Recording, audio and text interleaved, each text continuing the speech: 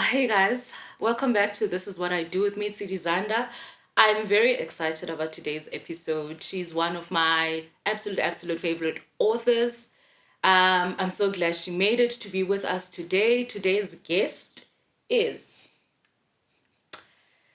award-winning author, businesswoman, social activist, inspirational speaker, and my personal favorite, Jackie, mother of the Bear Nation. Yeah, mother of the Bear Nation. Jackie Phamotse. Long time coming. Yay, I'm good. How are you? You have hunted me down for like 7 months. I have. It makes sense. You just launched a new book in August. I mean, Yeah.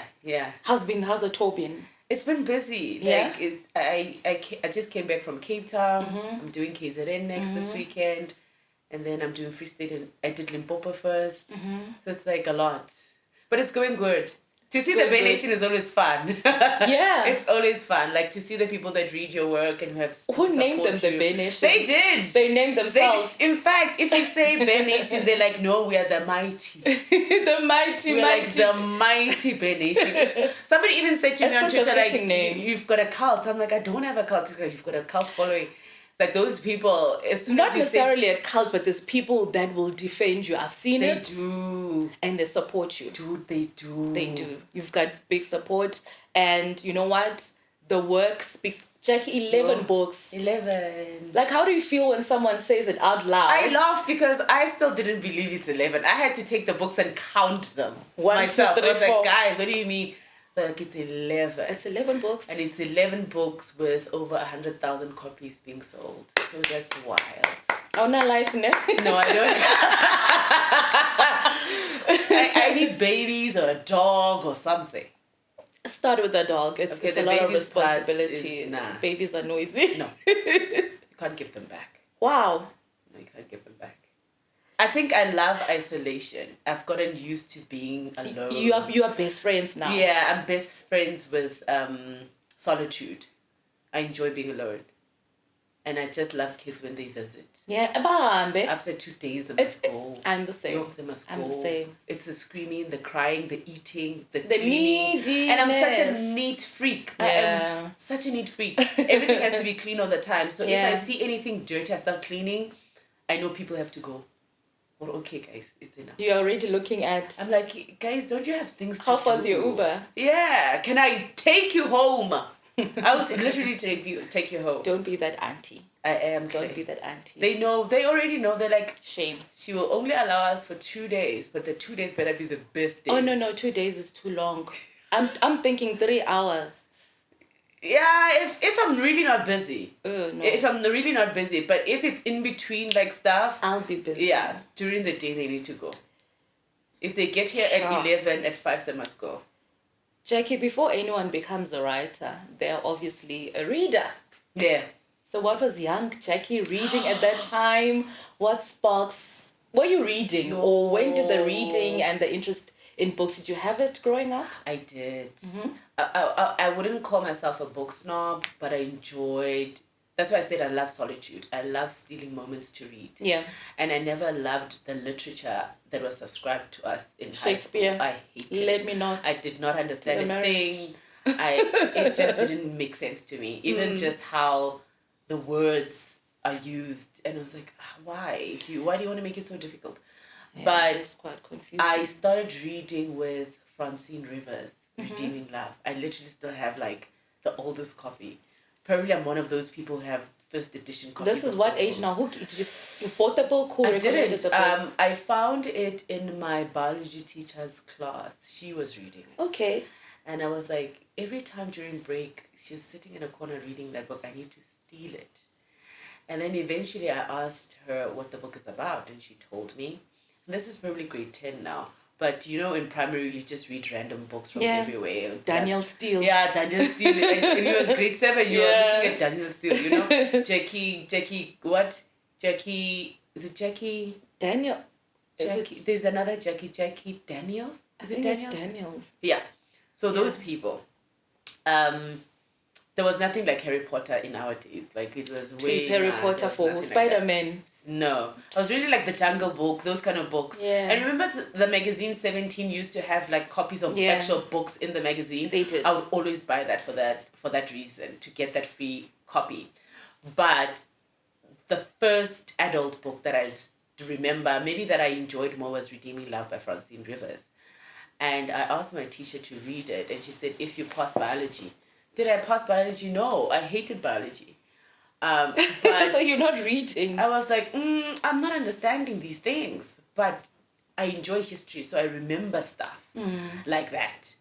And she was like, okay, fine, I'll borrow it to you holidays, like June, July holidays. I read that book within 3 days. This is a 500-page book.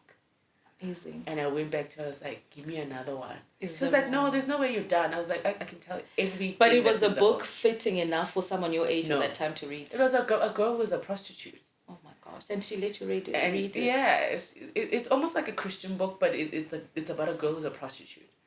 And she finds love in the fields, and they live on a farm. It's dated back in the 1920s. It's almost like historical romance. I don't think she was thinking about that. She just thought she's just reading. But now that I look at it, I'm like, it was very inappropriate, because there's a lot of... It sounds like it was. Yeah. It sounds like it was. But yeah, that's how it started, really. And then the library was my friend. My sister's books were my friends. I would steal from her, take her books under the bed that she was also not supposed to read. No internet at that time. So library, school, and my teacher. So she would feed me books every time I asked her, okay, what's the next book? What's the next book? What's the next book? So that's how I got into it. Because you have sometimes, there's things that come to you as you're getting older.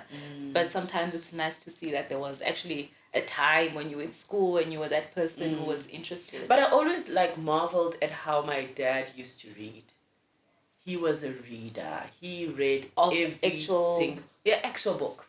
From academic to newspapers to actual books, historical books, history books, like everything. And I was like, yo. Sometimes you do inherit those things, by the way. I always aspired to be on the level of the quality of books that he read. He knew everything about the world, all the presidents, what's happening in this country, why did this war start, what happened here. I mean, one of the books that he gave me was a book about Idi Amin, which is the Ugandan president who was just horrific. Yeah.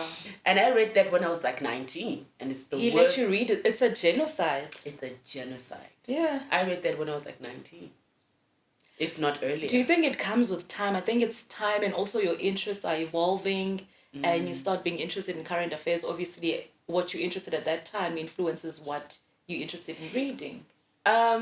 We come from a political family. Okay. So it's people from the army, soldiers. Makes sense. Yeah, so that was really important to us, because we had to know what was going on in the world, and where my dad was, because he was in the army most of the time.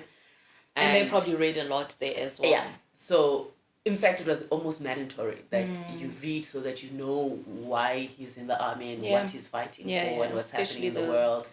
So it was important for him to make sure that we know what's going on. He would even ask us, okay, can you recite the president's speech? What did he say? Hectic. Yeah. Why? Because he wanted us to know what he said and what he meant by saying that such a is so thing. much pressure. I used to know Mandela's speeches off by head. No. I promise you. From the first speech he ever had. Okay, army. It's army. It's army. Army tendencies. Army breath.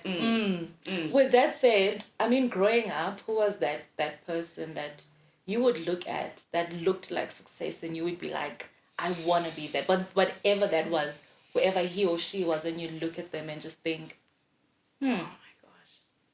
That's a tough one. It is, because I asked myself that same question. I didn't think of success when I was in high school, hey? But for example, some people will say when we were in the township, there was Uncle Smang who had, or my mom's uncle was like this and like that, or my older brother, or my older sister, or my dad, something. Like, I think the way we idolized my dad and his achievements, and the way my mom loved him, made us idolize him. Because everything was about him. From what he reads, how he dresses, how he speaks, how he sits, his educational level. Yeah. Um, You must be like your dad. so that was the person that we idolized because of how my mom looked at him and how his family looked at him. And just how also my grandfather groomed him. He made him very solid. And the way he carried himself. Carried, shoulders out, always training. He eats well. To this day, my dad eats well. And he always wants to know what you're thinking and what do you know. You know, if you say something that's out of turn, he would ask you, what do you know about it?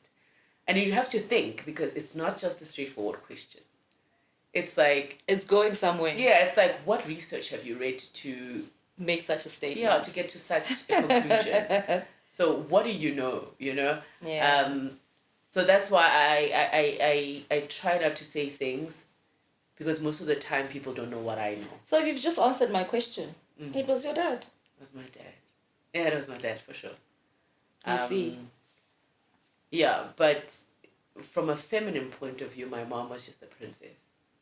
Like, just how she respected tradition, how she instilled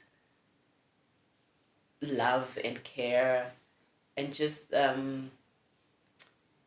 you know, when somebody gives you the understanding of what grace is, pure understanding of what grace is. She was a giver as well. She was a giver. So I looked at them and I thought they were perfect. I was like, wow. They made sense together. Yeah. But that was just probably a fluke, yeah. For someone who doesn't know you, who's never read a Jackie book before, what is it that you do for a living? Break it down. I do one or two things. I write, and I own my copyright. So my copyright allows me to earn in different ways. So I own all my publishing. So my company publishes my work. I own all the logistics around publishing. I own the copyright. And then I own the licensing. So, for example, licensing meaning television productions that will produce the work. Yeah, for sure. I have recently sold Bear, in the process of selling the Hockey Club, because we're creating a series. So I own part of that television production. We are looking forward to that. Yeah, so I own part of the that television production. That's amazing. And then I'm still a shareholder at More Fire, because we started the company together with School and Spirit. And so I'm still involved in that. So I do one or two things, but I don't want to say a lot of things because stars will come. I don't want to say a lot of things. We don't want that. So I do things. But you wake up and do something. Yeah, but I've been fortunate enough that my writing has created some kind of wealth for itself. And because it's multiple books, you get paid per book for, you know. So that alone I'm able to sustain myself with that. So, but I also don't solely rely on it. Very difficult. Massive Yeah. Very difficult. Yeah. You know, you could have been anything in the world. Yeah. You could have been anything. And you go, personally, I feel like writing is like certain jobs. It's a calling. The way I look at it, because it is. For you to write, 11 books. Yeah. For you to write, you have to be in a certain mental state. It could be any other emotion that pushes you to write that book. Why writing? And if not writing, what would you have become? I don't know, man. Like, let me see. I never wanted to be a lawyer, but I wanted to be in advertising. Because of just how creative I am. But I abandoned it and went into marketing. So I studied marketing. Yeah. And then I finished that, and then I went into criminology. So my mind really does wander. Like, you really wanted. Yeah. So I moved from marketing, went into criminology. And now I feel like I'm comfortable with criminology and forensics. But when I was just young, I just wanted to be a creative. So I knew I wanted to create ads and stuff like that. But then once I got to see how those people live and what the profession really requires, I was like, nah, I'm fine. They have too much stress levels. Like, their stress levels are really high. So I was like, no, I don't want to do that. But I started writing because I was really going through the most. Like, if I think about the time when the Blessers game came out, which is 2017. You were how old? 5 years prior to that, I was just in a horrible state. In 2017, how old was I? 20. 20 what? 20, 25, 26? Yeah. More or less, early 20s. I'm 36 now. Is there somebody who's good with math? Minus 7 years. Yo, what's 24 It's minus 28. 7? Anyway, yeah, early 20s. Like, let's say maybe 20s. 24, Yo, guys, 25. that question took long. Yeah. Yeah. Okay. Yeah, but I was in my late 20s, so just after 26. You're 27. going through a lot and you're like, what can I do to relieve myself? And also, I'm not a person who enjoys speaking about stuff, especially when I'm going through something. I keep quiet. So I started journaling, which is something that I used to do in high school. I went back to journaling and I started writing the things that I feel created a lot of turmoil in my life. And it began with the abuse at home, how my sister was treated when she was pregnant and she was still in high school, how we experienced that. My mom's experience with just leaving Lesotho, marrying my dad, who has this hectic job, and he comes home every now and again. Yeah. The trauma of seeing my dad come back with bullet wounds and scars and all of that. And a different person. Each time.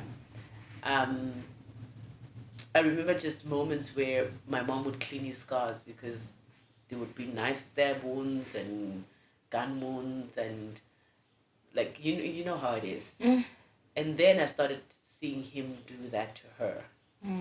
And that really changed how I look at them and how I think life is. Because in our community, I come from Western area. Western area is like a mining town. So there's a lot of Afrikaans people, minimal black people. Afrikaans schools. Our sports, when we say hobbies, we're talking about tennis and basketball and netball, those kind of hobbies. We're not really playing in the streets. And how strict they were with us. And I started questioning if they really loved each other or they were like together because of his job.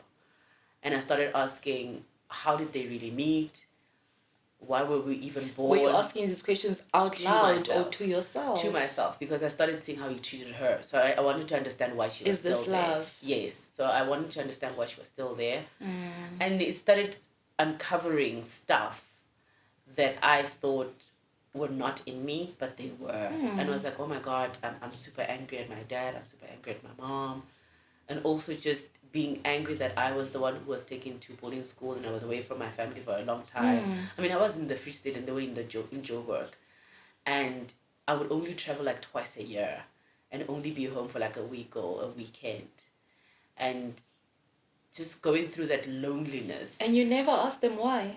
No, my dad made it clear that he wants me gone. Number one, I spoke a lot at home. I asked too many questions.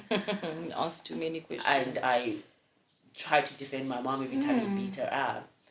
So I was just becoming very rebellious a little bit. Yeah.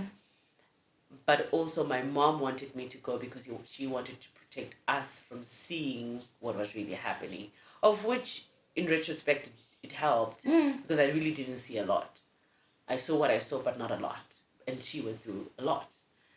And I just created an environment for myself where I am okay being alone because they didn't want me home. So that's where the solitude comes from, because it comes from boarding school, being independent at the age of 12, 13, where you wash your own clothes, you cook for yourself, You make sure you study. Yeah. You create patterns for yourself. You create A routine for yourself so that if they're there, it doesn't make any difference. You can function. I can function. And also, that's where I learned how to save money, because I knew if I got 100 Rand, it has to last me the whole month. Whether I buy airtime, back in the day we used to have Blackberries, so we would buy just BBM 59 Rand. Like, you debate as to, are you using this 59 Rand for BBM, or you're using it for noodles so that you eat. And then it must last you a whole month. It must last you a whole month. And if my mom is able to send me an extra 50, an extra 200 Rand from her business, because she was a seamstress, she used to sew traditional clothes. And remember those old curtain sets that you would have in the bathroom, and with the heavy draping. Yeah, draping. With the she was colors. that girl. She was that girl who did that. And she would send us money if we needed it and if she had jobs. So that would sustain me. But because it was a private school, we had almost everything at school. So we didn't really need much. Yeah. It's just that as a girl, you want clothes, you want to do your hair. Snacks. Yeah, you want snacks, pizzas, burgers. You want new sneakers because you're going for a netball tournament and stuff. So it's that type of life. And I was like, okay, I need to really understand where I come from. But also, I had dated a person that was slightly older. No, that is not true. He was older. So not slightly. Not slightly. Slightly is 5 years. Most probably 20 years older. Yeah. Because I was like 18, 19 at the time I dated this person. And he completely destroyed my self-esteem and my mental health and all of these things. And I just felt like I'm stuck. That's a lot of things happening. Yeah, it's a lot of things happening. A lot of things, yeah. And I had my last year in high school, I got gang raped at a club. I had never been to a club before. So all of that stuff, together. It isolated you. It just broke me. Like, it was just horrible. And I was like, okay, cool. You can't talk to anybody. You're in Joburg. And at the time I was living with my friend in Braamfontein.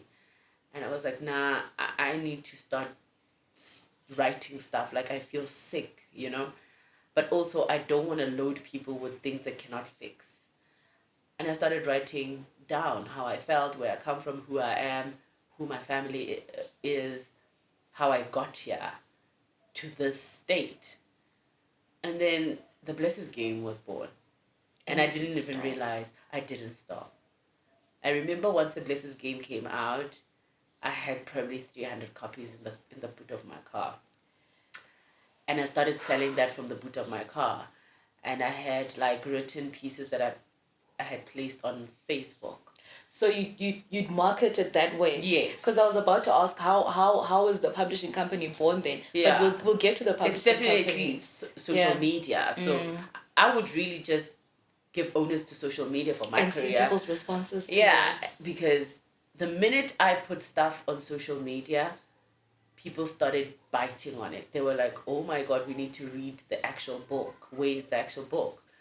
And I would just courier copies to people and then they would just pay me. And then I did this one big interview with two people, Mas Chabandlovu and Mo Flavor. I have a backstory to that as well. Yeah, because that's how I got to know you from. I think it was Mo Flavor. Mo Flavor. Yeah, and maybe this is my thank you to them. Like, honestly, I've not really said it out loud, but Mo Flavor and Mas Chabandlovu. Yeah, no. It blew up. Were the pillars and catalysts of my career. They took me in and ushered my career. And I promise you when I say it took me in, because the day I went to that interview, I had been in the safe house for 3 months. So how does the interview come about? They hear about this? The thing is, I've known them from modeling, because I had been doing modeling for a couple of years. So I knew them because of industry. But I had not done interviews that were that explosive. And I remember just Mo Flavor calling me and saying, okay, the book is done. Are you ready to talk? And I'm like, dude, I'm in a safe house. And he was like, what do you mean? I was like, I'm in a safe house. The people that I wrote about are trying to kill me. So the police decided that I go to a safe house. And I'd been living there for 3 months. And he was like, okay, so what we need to do is we need to schedule it. Don't tell anybody that you're coming to the studio. Yeah, you can't. And I remember just going to that interview with like bodyguards and a police escort. And I sat there for like an hour. Sort of like you look like you are the prisoner. And dude, I'm a prisoner now. Is being escorted in this I'm case. used to the police. On you, but like, I'm really used to. Can't get it out of our sight because exactly. It was really bad. It was really bad. I remember that interview vividly. Really bad. It was really bad. Like they tried to put cyanide in my food a couple of times. They tried to drive me off the road. Literally driving me off the road, meaning I was actually driving from Midrand. I promise you. Driving from Midrand to Rivonia. And then there's someone that's 2 cars literally barricading me in the road. I can't move. I can't go left. I can't go right. And then there's this other car at the back pushing me, like almost trying to make me stop in the middle of the freeway. It's definitely intentional. It's a hit. Sana. Bad. Like my car had 2 or 3 bullet wounds at the back because they were trying to stop me. And I don't know, luckily, I drive very well. I did an advanced driving course, and also my dad army situation, so I'm very alert. You were, yeah. So that helped me because I don't really panic in situations. Like I stay very calm. I calculate my moves. And I'm a sick driver. Like, if you see me drive... But at that time, were you alert? Were you expecting I knew stuff was happening because close to the launch, they had stolen some books from the printers. I had received phone calls, all of that stuff. Sabotage, Nje. Pure sabotage. So we were aware from like 2-3 weeks before the book came out. So I was very aware. But when Mo Flavor called me, I was like, okay, I'm going to do the one interview and then that's it. And he was like, okay, cool. It can't be. You're in demand. I didn't even think about it that way. I was like, no, I'm just doing this one interview because a friend asked me to do it. Yeah. And I sat down and I remember just looking at Maschaba, and Maschaba was like shivering because she was like... they were doing Drive together at the time. Yes. And she was like, how are you even alive? Like, I was like, it's a lot. There's a lot happening in the background. Because people get taken out of the way every day. No, and your story becomes just a case number, and that is it. Yep, it was extremely serious. We did the interview. Immediately after the interview, I got a call from my dad, and he was like, you need to go back. You need to go back because there's cars driving by our house. We are getting calls. You need to go back to the safe house. Like, we are not going to lose you now. You need to go back. And driving out of SABC was like, everybody was in a panic. Yeah. Because now the really whole country is aware of this thing. Yeah, the whole country wants the book. That's the thing. Now, remember, I have 300 copies that had been selling, so probably I've got less. So once that interview hit, everybody started I was calling. one of them. Yeah, everybody was started calling exclusive books and bargain books and all these other platforms. And they were asking, where can we get this book? And mind you, I printed that book with literally my last money and help from like family and friends. There was no money to reprint more books for the country. And we had to like just scramble for money. And we did. It happened. When God wants something to happen, it happens. It does. That's how it started. Like, then the bookstores called and said, hey, we need to list your books because these people want it. Yeah. And then from there on, the demand became what it is. And it becomes a bestseller, award-winning. Yeah, dude. Were you expecting that? Like, best set on that bestseller list for a year and a half. For a while. A year and a half. People were talking about this book. I personally went to your house to go get My copy. Because I was selling it from the back of my boot. I don't know when the interview was, but I remember that December was the first December I decided that I'm not going home. The interview happened around September.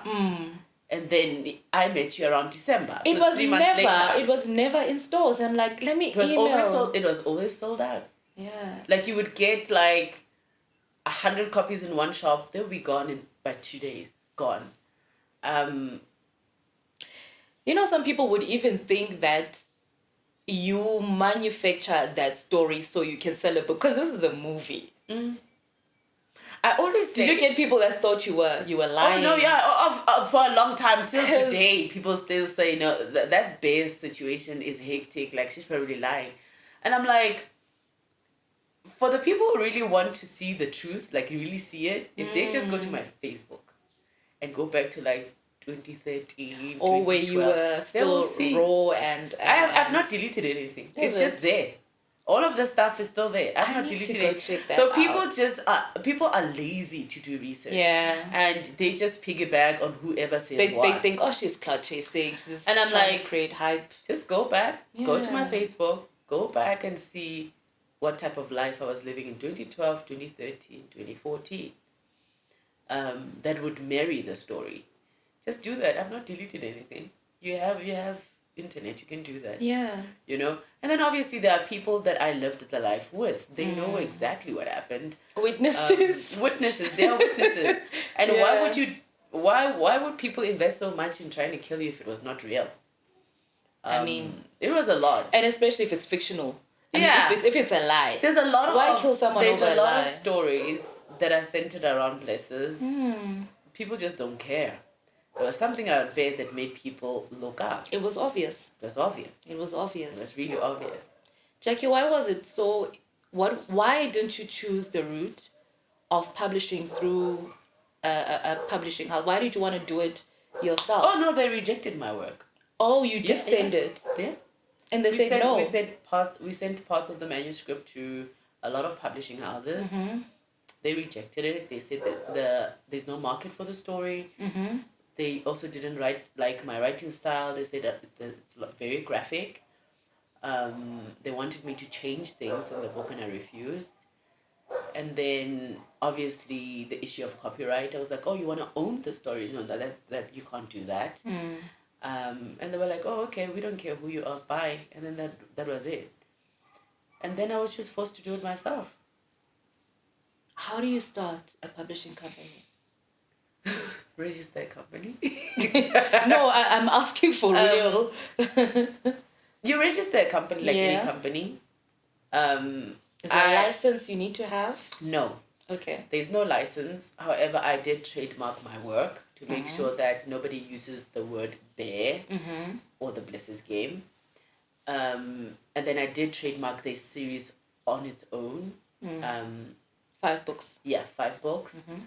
And then you get into partnership with the bookstores. They then determine how much the book is and your profit, their profit, how many books they want to buy from you, the shelf life of a book. So if a book is not selling, they return it. And then you lose money. So I've been really, really fortunate that none of my books have been returned.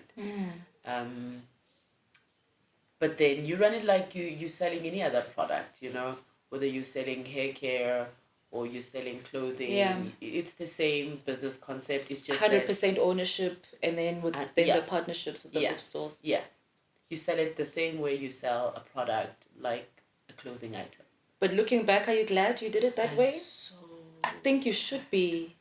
I'm so You did glad. so good for doing that. I'm so glad. Especially with the base series. Imagine if you had done that. And then gave them everything. Oh my goodness. No, Sebenzi. Oh, I'm so glad. You did well. Because also, after the hockey club came out, that did its thing on its own as well.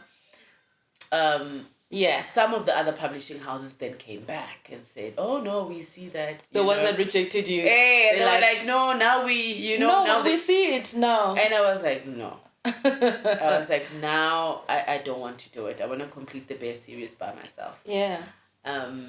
and I had already generated enough funds to reproduce other books. So it was like, no, I can do this now. I understand what's going on now. But for us in publishing, you have to have an editor. So you pay an editor. Yeah. You pay a proofreader. You pay a layout design. So if you were to look at my books, you see the design of the inside is different. It's almost gothic. So if you open the Hockey Club, I see handwriting. yeah, if you open Words. the Hockey Club, the frames around the words is different. And then each chapter's heading is different. It's almost like a different font. It's like a special type of font.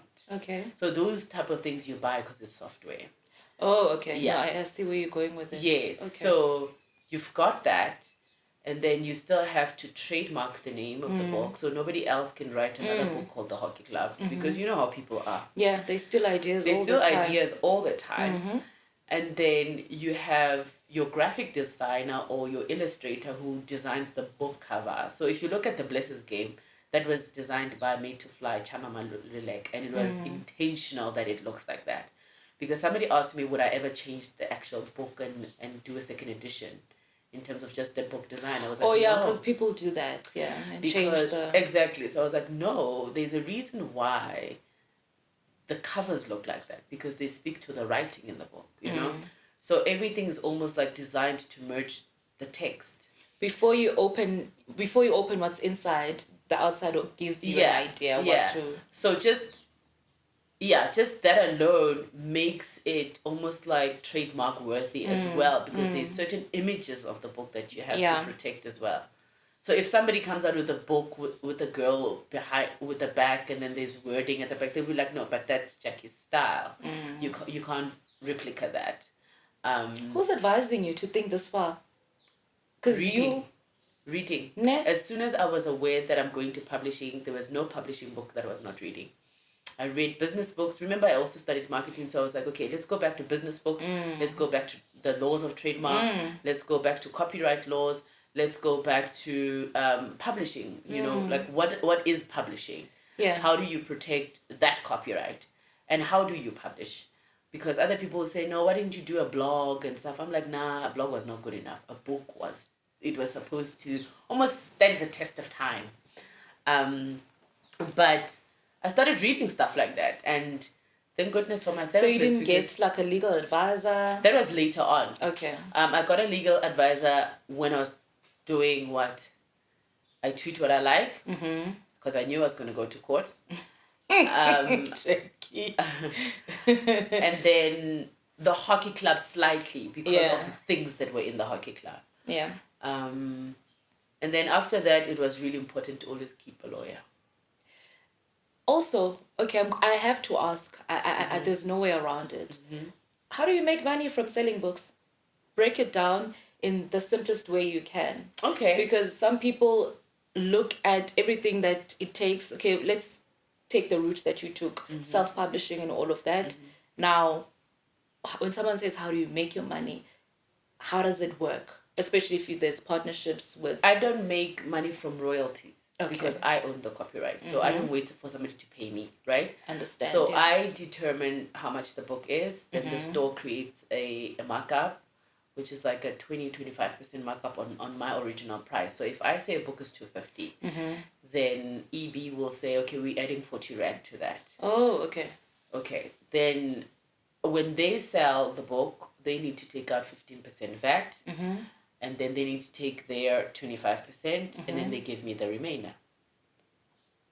You get it? Makes sense. So you go to EB, a book that you buy for 300 Rand, I'll probably get 190, 180 out of it. And what informs your pricing? So it's the paper quality. So I use creamy, bulky paper that you have to import it from Thailand because it's just richer in how it looks. So it's not the normal white paper. You know, I've never thought about what I'm asking you, what you're explaining right now. It's a whole process. The actual paper is important. Yeah, the actual paper is important. Wow.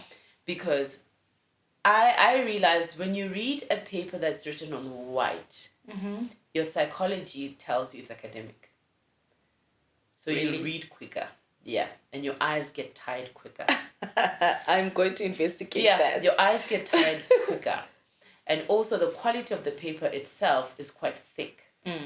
So the writing doesn't give you almost like a relaxed vibe because your eyes get tired quicker.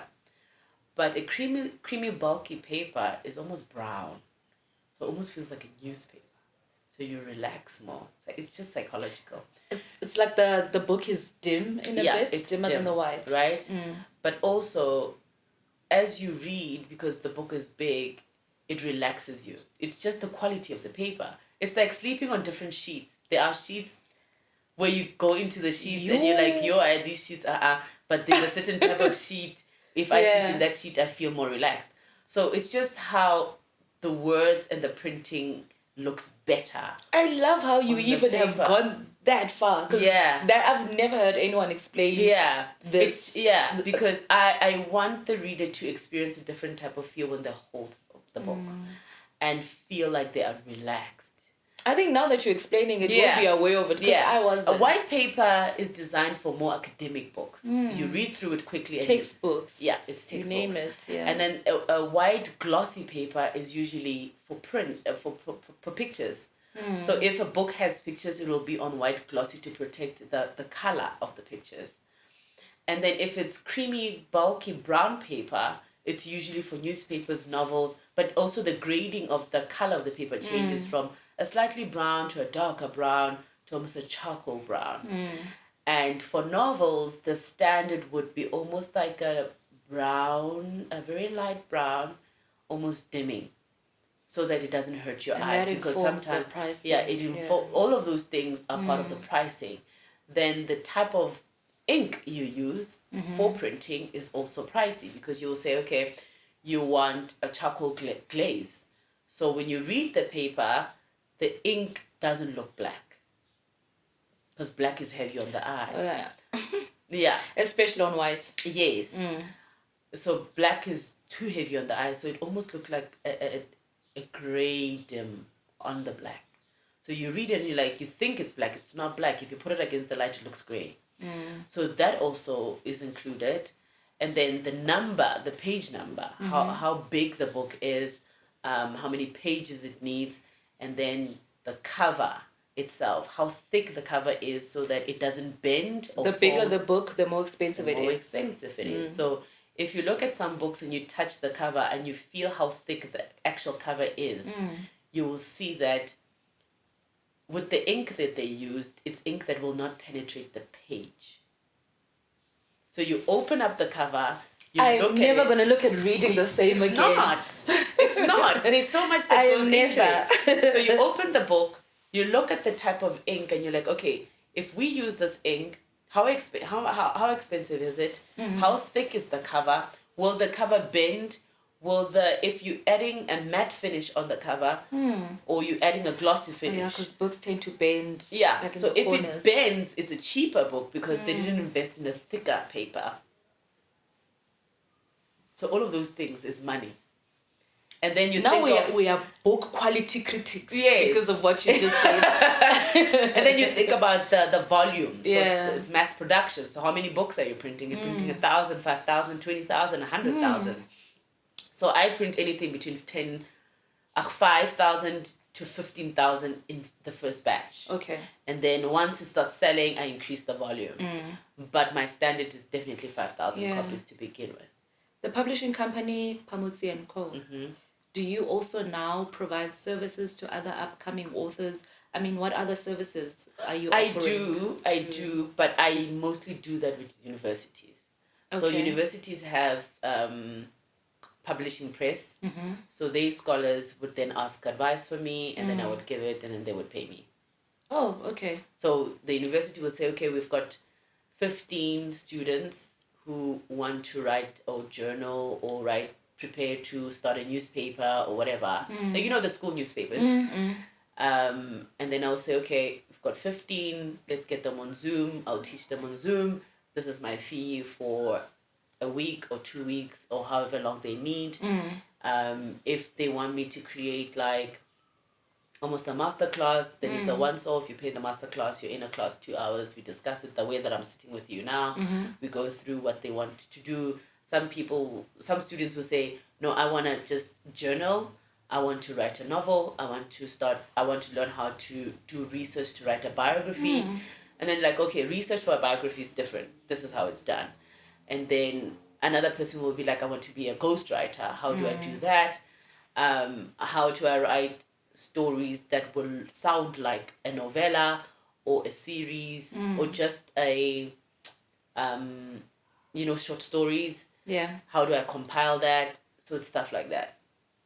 Interesting. Doing it for general public is tricky because people don't finish what they start. So they will say, okay, I want to start writing, and then you do a session with them, they never write. And you're like, okay, show me what you've written. No, I was busy, I was tired, didn't write. And then it's like, come on. Serious, yeah. It's not serious. So the universities and the colleges are better because it's part of their program. It's quarterly, weekly. Yeah, they have to finish there. like a semester, go through literature and research and say, okay, this is what we learned, this is what we got from Jackie, this is what we got from other sources. Yeah, so it helps them. Yeah. Especially the students who are doing like psychology, English lit, history, African lit. Yeah, philosophy. So they have to have those skills to compile like a manuscript.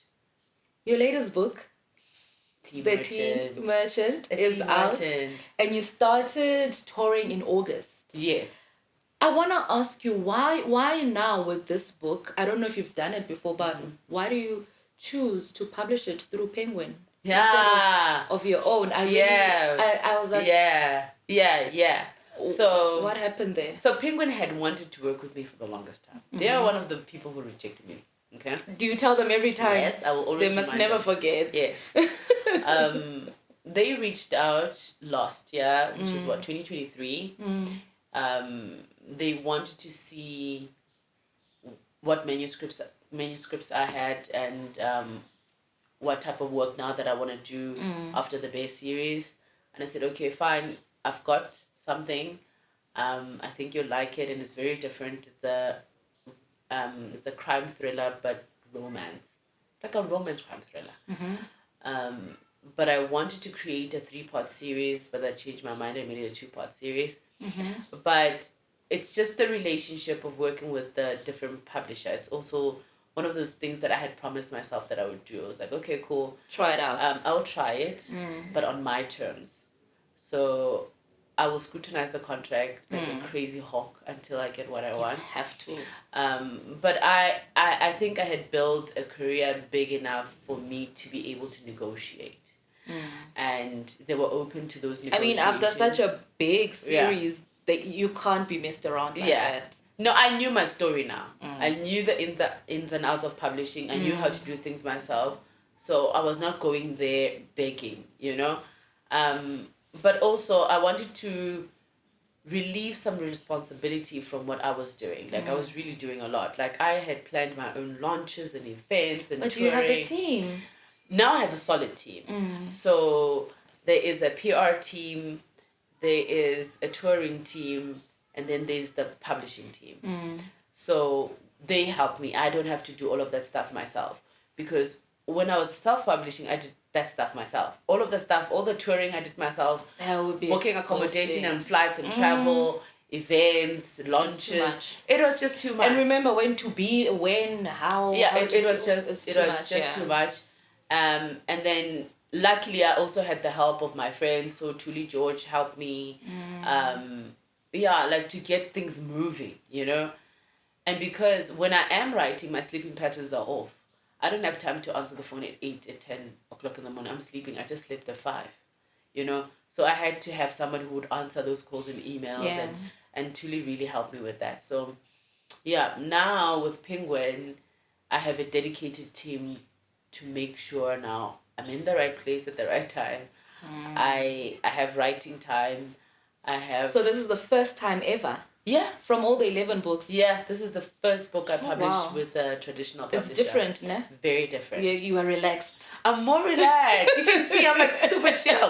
Don't have stress. Like, You're relaxed. Yeah, there's somebody who's booking interviews, and there's somebody who's telling me when my flight is. You can take a holiday. I'm like, And I'm like, I'm away okay. for 2 weeks. Yeah, I did that with Cape Town. I took like a week and a half, and I had a writing sabbatical, and I was great. just chilled. But then it also gives me time to research. Like the time to read and research stories and interview people for my stories and go see places and be able to really gather that information for a particular story.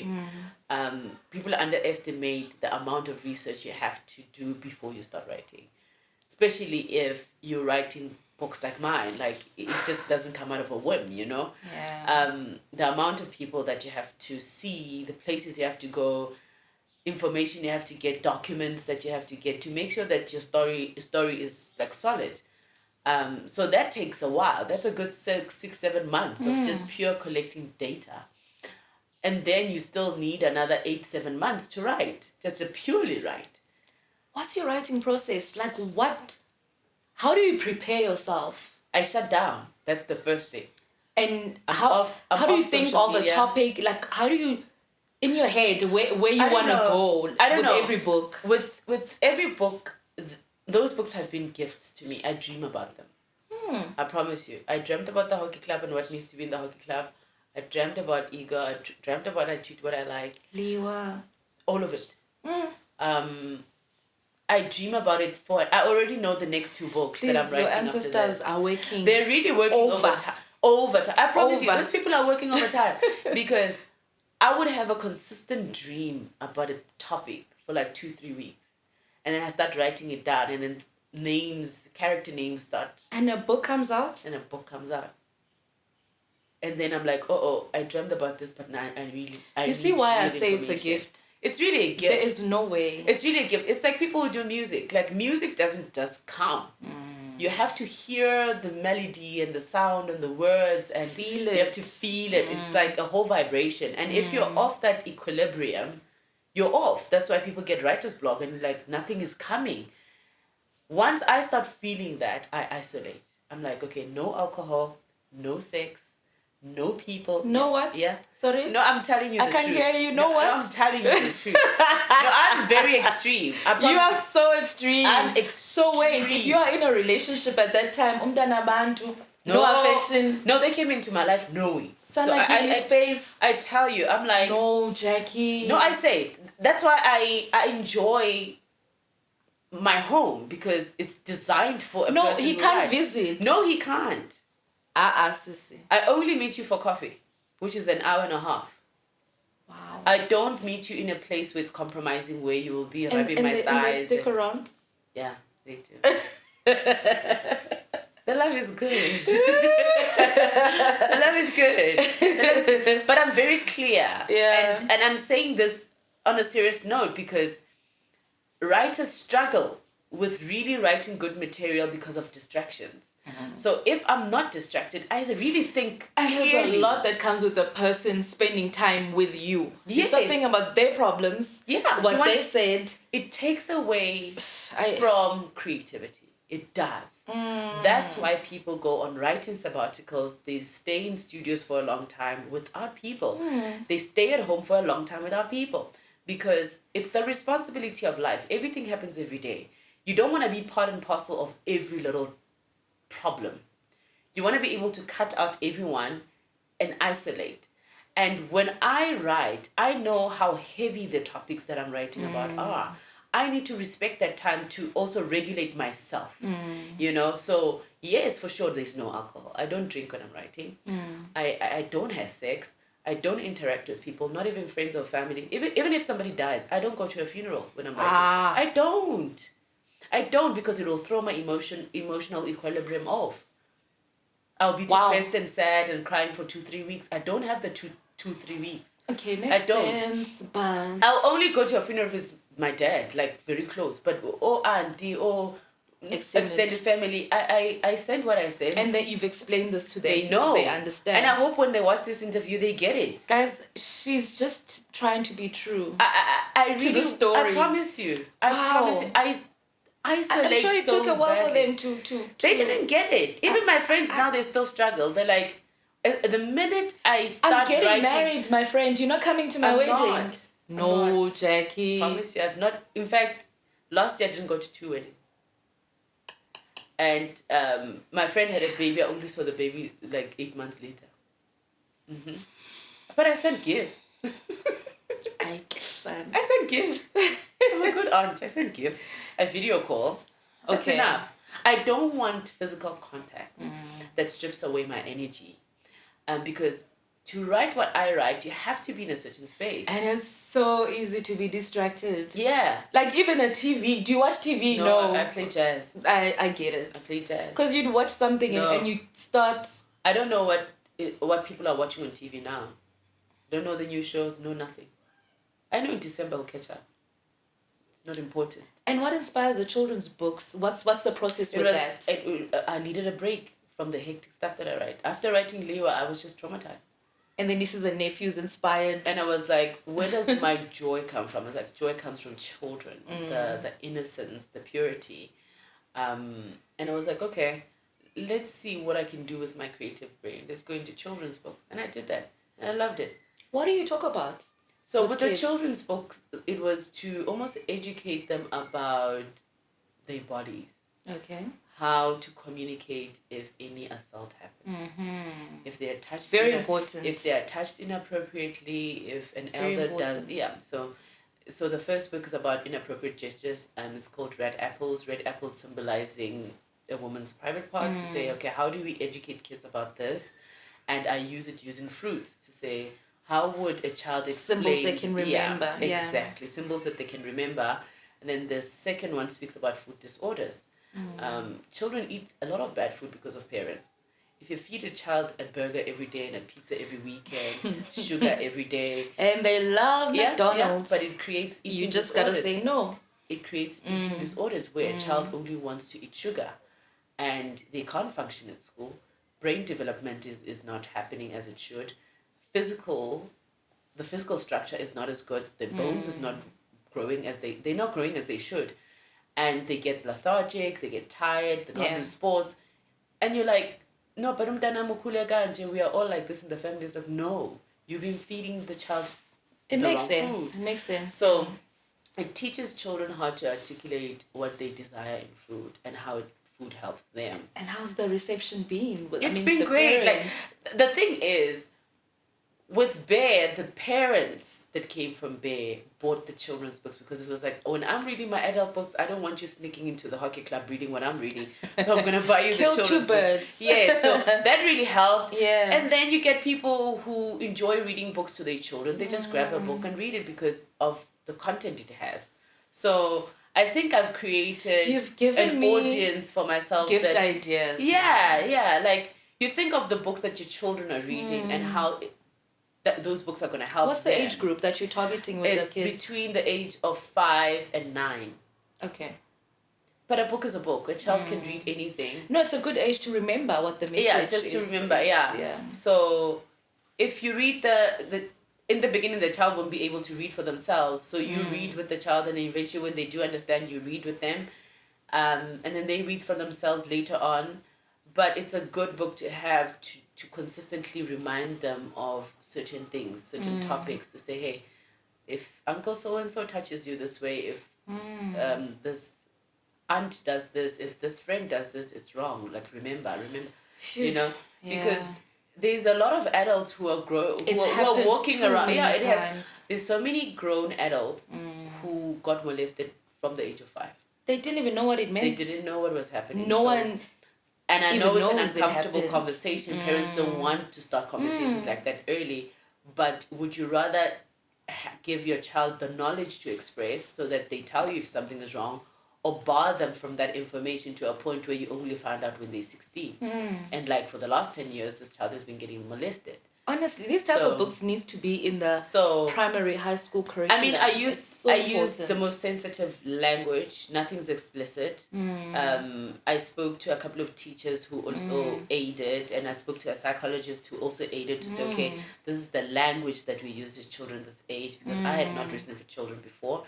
So that was important to also make sure that it is on par with the education Very standard mindful for the children. of you to even do No, that. I take these things seriously. Like, I don't want kids reading information that is explicit and they can't even understand the language itself. So that was important. So the psychologists and the teachers helped to say, okay, Jackie, this is the right language for this age. You also do a lot of motivational speaking. Have you been in a situation where someone asks you to, be a speaker at a certain event? They know all about you. They know where you can go. They know how brave you are and how intentional you are with the messages that you want. Have you been asked somewhere and someone wants to water you down? Someone wants to say, but Jackie, don't scare the kids. But Jackie, don't talk about that. Knowing exactly what brand Jackie Bear is about. How do you handle yourself around that? I don't go. If you start censoring me and barring me from speaking, I cancel it. And easy.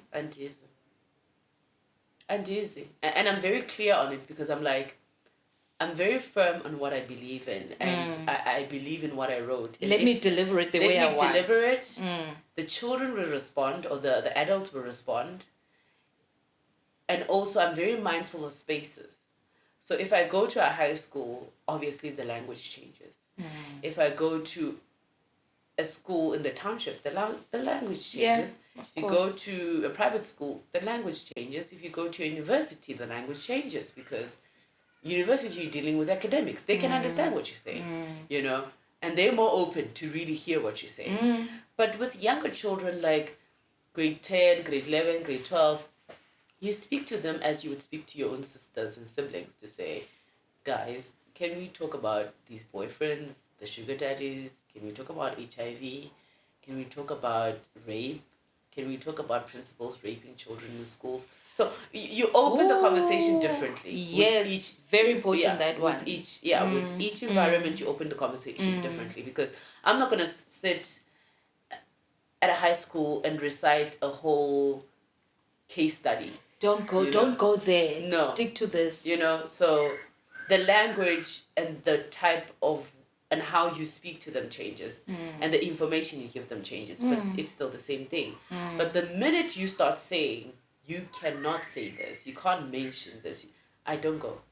Did you hear that? She's not coming. I'm not coming. And I'm very forthcoming with that. I'm like, it's either you want me or you want a replica of me. Yeah, you have to. I can't water down what I want to say. Like, it's important conversations. Why are you trying to make it seem like it's a minute conversation? So you also do a lot of philanthropic work, promoting literacy and through the schools. Tell us about that, the programs, and how people can assist you if they want to assist. And so what I do it twice a year, so the beginning of the year and close to the end of the year. So the end of the year would be Christmas packages for shelters. So with shelters is that we go, we cook, we play with the kids, we read to them, we check what the shelter needs. Sometimes it needs fresh painting.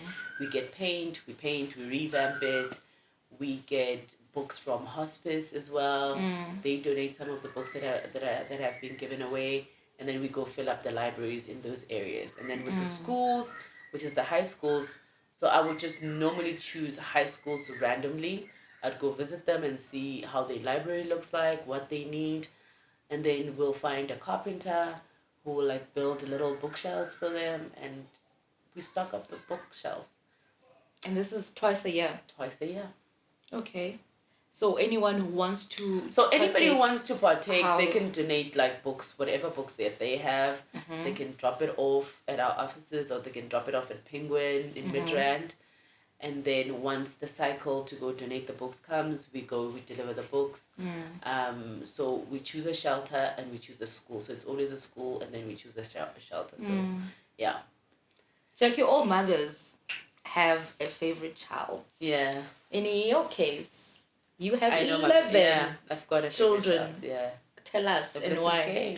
Book number one. No one. Your firstborn. Yeah, my firstborn. and it's simply because it made me who I am. You discovered yourself. Yeah, it freed me from my mind, because I was able to put things that were in my mind somewhere. And it saved me from depression. Like, oh, my mind was in such a horrible state, man. So when I look at it, I always smile and I marvel. I'm like, you saved me. It healed you. Yeah, you saved me. Like, you saved me from myself. You saved me from my mind. And also, you created something for me, you know? I can look at it and be proud and say, I know where I started. It's something that's even bigger than you. It's bigger than me. Like, if I look at the people who read Bear today, and I look at the age groups, like, you've got women who are in their 40s, mothers who are in their 50s, and then you've got the students who are 15, 16, 17, 19, 20. The new even ones for in varsity. parents, it opens the minds. The parents didn't to even be know aware that when what my their child is in children are high going school, through. this could potentially happen. Exactly what the children are going through. There was a parent who actually said, I read your book thinking that I'm reading for my child, but I was reading for myself. The things that you wrote about your family, your upbringing, I lived that, you know?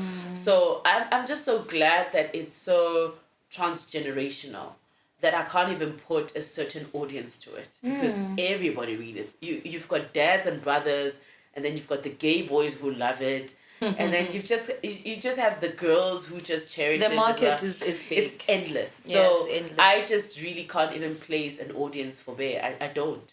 Because every time I also go on tour, I meet different people. I'm like, you're probably twice my age. And they're like, yeah, I read it because my daughter read it. Oh, no, I read it because I heard you on the news. Oh, I read it because I just bumped into it and then I wanted to know who wrote it. So you find different people, and then you find students who also use it as research in their academic research. Yeah. You say, okay, you spoke about human trafficking.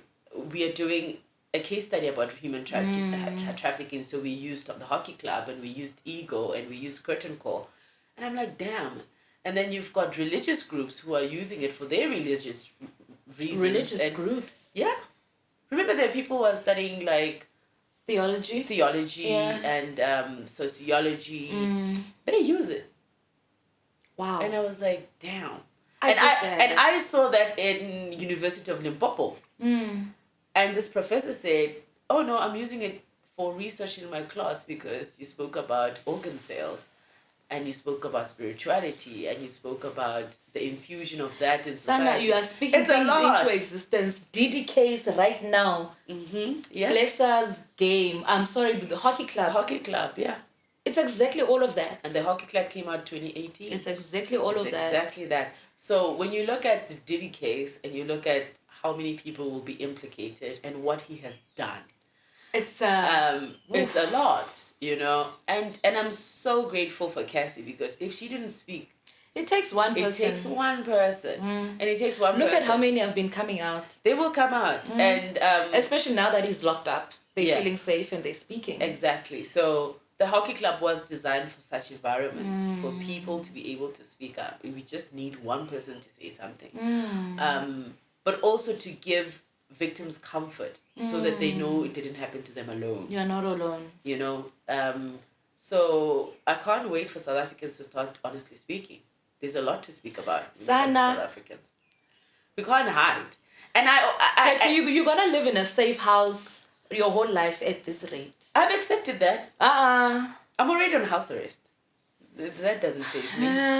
Exactly. So I think... No, I promise you, like, I am so content with my life because I was prepared for it. If you look at how I was raised by a family of army people, always protected, strict people. You must come back home at 5. Yeah, like just from simple things like how we cook. We don't cook dirty in a dirty space. It has to be, dishes must be in a certain way, cutlery must be in a certain way. That's why I refuse to wear a lot of makeup most of the time. I don't wear makeup because I feel like it's so dirty for me. Because I can't do certain things if I'm always greasy, you know. So I prefer to be clean. You touch your face and a lot. Something up, I've been prepared for the life that I live. Psychologically, physically, you're ready for whatever comes. I'm always ready. I'm always ready. And also just how I carry myself. You will not find me anyway. You will not. It's very rare for people to find me. Do you eat out? No, I don't. No. I don't. No. Jackie. No. Wait, did you ever see me Do at the you go to restaurant? the grocery store? Yes. But I do that grocery myself. Do you wear a paragraph? No. I don't enjoy... Do you disguise? No. I don't enjoy eating out for the purpose of time. I don't like having unnecessary conversations.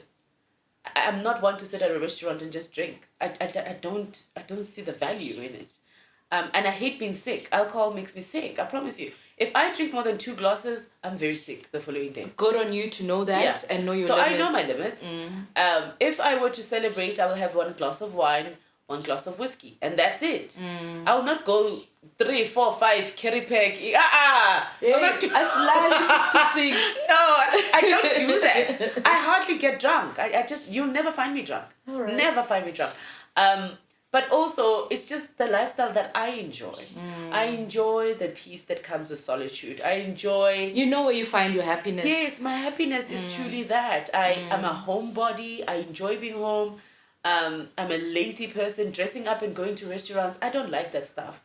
High heels. No. Sissy, you're including. I don't like that stuff. It's a personality thing, you know. I know my limits. I love sportswear. I wear tracksuits, leggings, t-shirts, baggy tops, jean denim, but I'm just that person. Laid back. It's very rare that you find me in a little skirt, in a little kwai, stilettos, like trying to walk my way through life. It's very rare. It's like... Trying to walk my way through life. Like literally tiptoeing in a mall, tiptoeing at a... No. Look, I also find heels are so unnecessary. It's just too much. So... That's why I love lazy hobbies. Like I like hiking, I like swimming, I like golfing, I like playing tennis. Things that I know that very quickly I'm out. Yeah. I don't have to impress anybody, don't have to look a certain way. I enjoy it. And it's just personality, honestly. But it's very rare that you'll find me at a restaurant, a club, a lounge. And also, clubs give me trauma because I got gang raped at a club, you know. Makes so sense, yeah. I just stay away because I know the druggings that happen there. I know the human trafficking that happens there.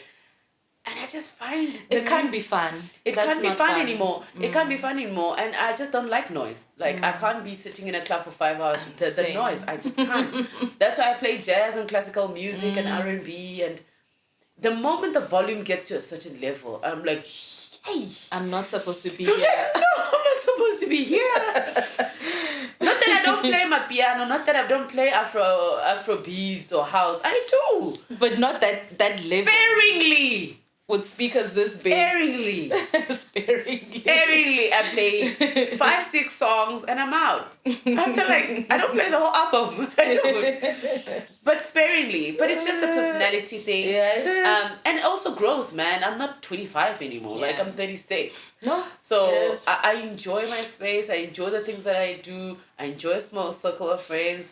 I enjoy time with my partner. I'm a girl. I like sleeping on a chest. You know, that's what I enjoy. I'd rather spend time... After coming out from your sabbatical. Sana, the sex I want to have after that. Like, the cuddling I want to... I can only imagine. The minute I send my partner the message already, manuscript done, the joy in that man's face. Like, he starts thinking of taking leave. He starts imagine. Dude, do you not have like a secret like code where you say, there is. Please don't tell us. There is, but I will not tell you. I would make it fun and have like... He starts a countdown. So I will say... Not the door is open, but like... Sana, please open the curtains and he's like, yes, the book is done. So what I do is I give him... So you'll ask me, okay, time frame, what are we looking at? So we start off with, okay, what are you doing the first month? First month is this. Second month is that, the third month. And I'm like, okay, I've got 2 weeks left. So in the last 2 weeks, he starts... The countdown begins. Yeah, he starts rearranging his life now. He starts like making sure that he's free at work. He plans like a weekend away for the both of us.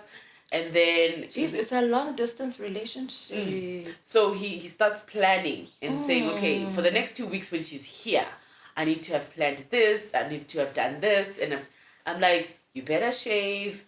Make sure that you clean. Go get a new cologne because I want to I want to smell you differently. I also take care of myself. That's the time where I'll go do my hair, go do my nails, I go wax. I will go get a new cologne as well, get a new outfit. How's that word? Tonight is the night Yeah, of like the butternut. I almost make it like a whole You're meeting it for the party. first time. Exactly. So it makes Yeah. it new and fresh and exciting. And I go get lingerie, and I come back home and I clean. I detox the house, make sure everything is clean. I go to his place. Keeps it fresh though. Keeps it fresh. Does. But also I understand he's a hard worker himself. Like he's a hard worker, always like trying to make sure that business is good, takes care of his family and his kids. And I'm like, you better work because I'm coming back. 2 weeks. You better work. Calm down. Yeah, calm down. But I'm always on FaceTime with them, video calls, messages, calls, every day. Like I speak to him every 2 hours of the day. I'm so glad that he doesn't get sick of me. But there are times where he feels like muting me because I send a lot of voice notes. But I'm grateful to have somebody who understands me. Yeah, very important. Very respectful, and also has honored the value of my privacy. You know, I don't like and knows when to take you and when not to take you. Oh, timings. He really understands how I have protected my personal life. Even with the mayhem of the media, you know how my life has been the last year. He has protected my life. He has protected my home. He has respected my relationship with him. He has supported me through that. That court case started in but I'm just showing you the gravity of his support. He's been through all of that with you. He's been through that, and that's lovely. And he's seeing me through that stuff, and I'm comfortable and comforted to be able to do what I do without feeling like I don't have that stuff. Like I really don't have those thoughts. I don't have those feelings. I'm glad you have that. I'm very peaceful. Like I'm just a very happy girl in my corner, and I just respect him for understanding that. Before you miss your dinner, last question. Let's wrap up. We are late. Jackie, put us out of our misery. Yeah. The movie. How far are you with that, and what should we expect? A movie, a limited series? It's gonna be a limited series. Okay. I can't tell you how many episodes. No, we don't want to know. But we finished shooting in March. We're in post-production. There's things that we're sorting out with the music and the castings are done. Yeah, no, we're done. We're done shooting. What? We're done. Yes. We're wrapped. Production is wrapped. Are you allowed to tell us when it's coming out? No. Okay. So the channel has to announce because right. it's like their big reveal thing. Are you featuring somewhere? Cameo? I did a small cameo, but they forced me, those people. I didn't want to do it, but I did like a 2 seconds. And you're happy with the overall? You oversee everything. I are oversee involved. the majority, but also I didn't want to rob myself from the experience of the excitement, so I didn't see everything. So I'm going to experience a lot of things with everybody, but I did see the process of shooting. I saw all of that, but I didn't want to see the final cuts because I was like, I also want to sit in front of the TV and be surprised with something. Yeah. And also, I just feel like, with TV adaptations is you have to really remove yourself from the story and remove yourself from the writing. And maybe even when the audience finally get to see this interview, they understand, and it will give them understanding as to what I'm thinking about it, because the television production, it's just an extension of Bear. It's not a complete portrayal of Bear. So they must look at it and then say, okay, she took chapter 1, she took chapter 3 and 10 and 5, she left out 12 and 13, okay? We are just giving it an extension, a new life. And we're extending the shelf life of the story so that people still learn years to come.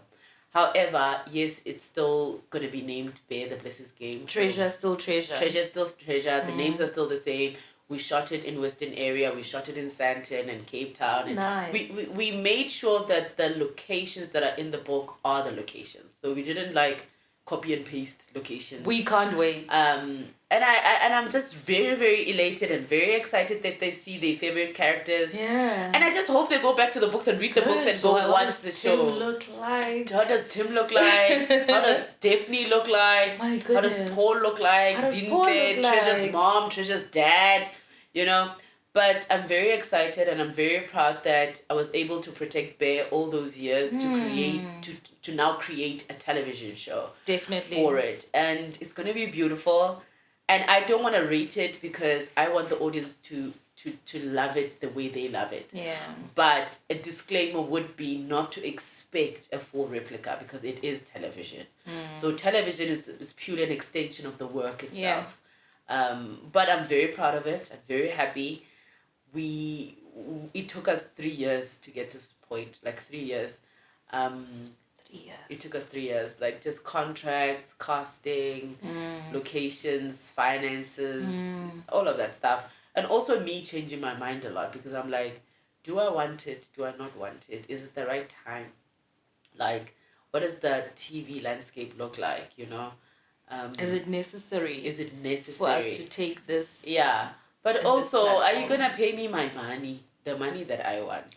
Yeah. Of course, you would make sure that happens. So all of those things take time to really truly negotiate. And it takes time. Yeah, it takes time. So, but then eventually I was like, just let it go, man. Like, you've done what you could do for Bear. Yeah. It is what it is. Let it grow. It's just a TV show. The baby is old. Yeah, it's just a TV show, man. Like, the books will live longer than the TV show. So the books are still there. But it's just a show, like, so that people enjoy it. Like, the Bear Nation have supported me so much to a point where I just feel like I always owe them. You know, so this is truly for them. And they wanted it. Yeah, you will see the opening sequence, the dedication is to the Bear Nation. So it will say dedicated to the Bear Nation.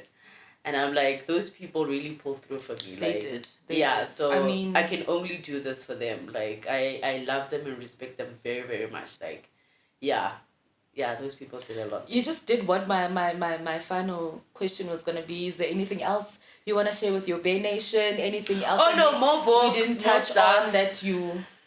More stuff. Yeah. More stuff. I promise you more books. And I'm compiling a book about my experience with the situation. Sana, you just released a book. Just wait. Oh, Sana, no. Oh, I'm going to get bored. It's either I get bored or I get pregnant. So one of the two. And I don't want to get pregnant. So I better work. But I'm still enjoying my writing season, you know? And you're still in it. I mean, I'm still thriving in it. I mean, when the Tea Merchant came out, it was #1 within the first week. Most of the books were sold out within... Your books are always #1. Yeah, it's great, yeah. So you get used to it. Yeah.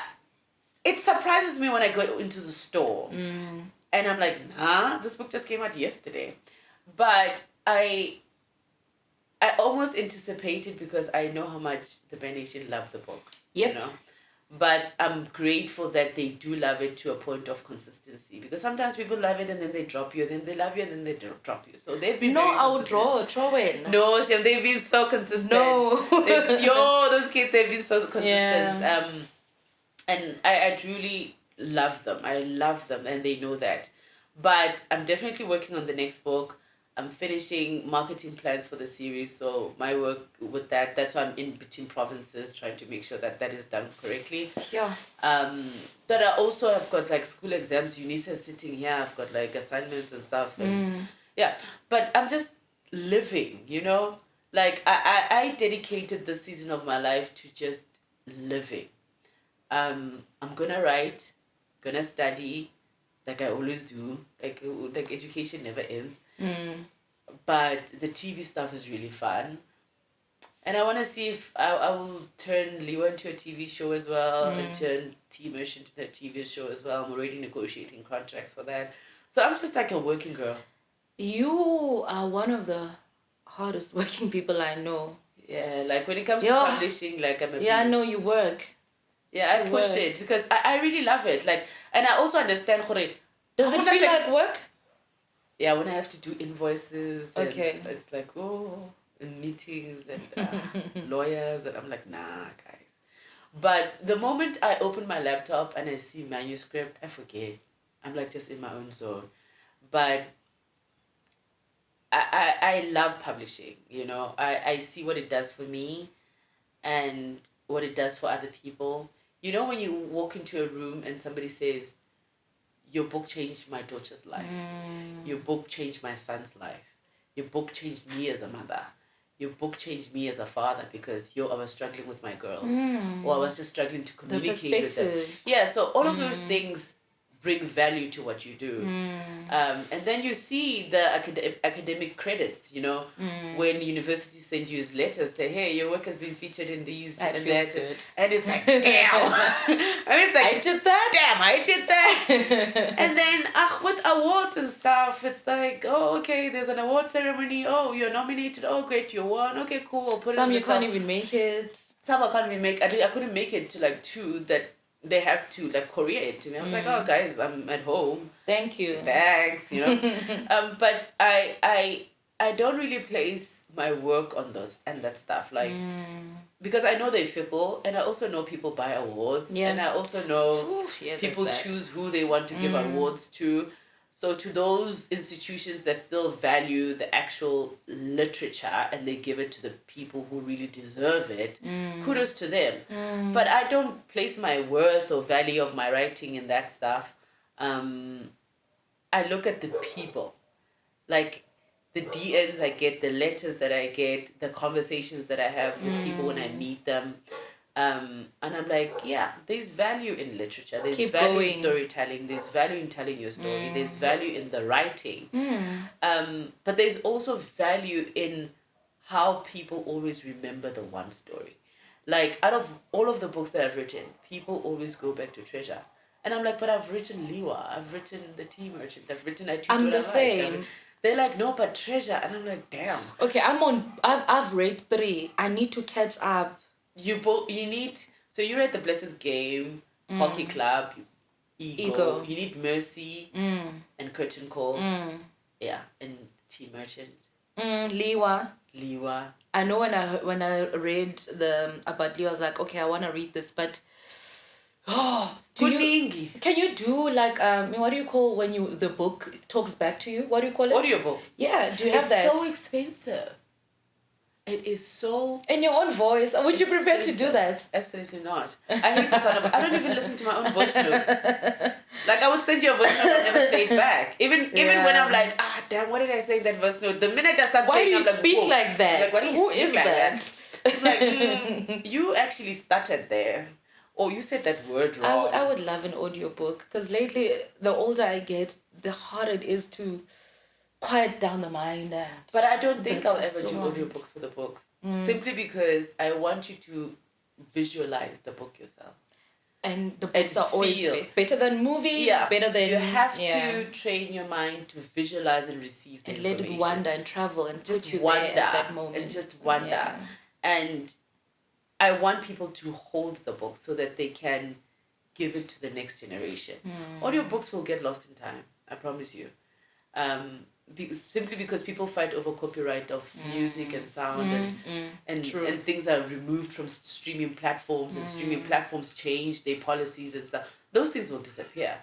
But once you have a hard copy and you save it, I still have books that my mom read when she was 20. So those books are literally over 45 years old. They're still there. They're still there. So I value hard copies more because of the sentiment and just what it does to your brain when you creatively read. Like, you imagine things and you feel things and you can reread it. Playing an audiobook and you are rewinding and rewinding. It's like cassetting, you are showering, you are singing in between, you are eating in between. I'm like, no, calm down. Calm down and read. You know, so I value books more than ebooks or Kindle or audiobooks. Yeah, physical copies will always be my thing. Thank you for making time. Thank you. This was fun. It was long. Hey, it took a long time. But I'm glad that we said. Thank you. The conversation was really refreshing. I've never had a conversation like this. Other conversations have been very weird. That's why I refuse interviews now. So it will be one of less interviews that I do. Were you gonna tell me if you didn't like it? Okay. Okay. No, I'm very honest. You know, you must tell me. I'm very brutal. I'm very honest. Even when I wake up ugly, I'm like, yo, today you're not. Same. Why are you? I'm like, yo, sissy, yo. I'm like, yo, sissy, Sana, Nasivala, thank you so much. Congratulations. Thank you. You're doing amazing. I hope to see you at the premiere of the Please. TV show. Please come. Invite me. Yes, okay. Invite me, Okay. please. I'd love to be there. Please. I wanted to go to the Mall of Africa book launch. Yes. Something got in my way, but It was the rugby. You I can't compete with the Springboks. That's the truth. I also felt It was the bad. rugby. Like I was like, I just want to watch I really rugby. wanted to go. Rugby. And I was like, it's me. Please listen to the episode.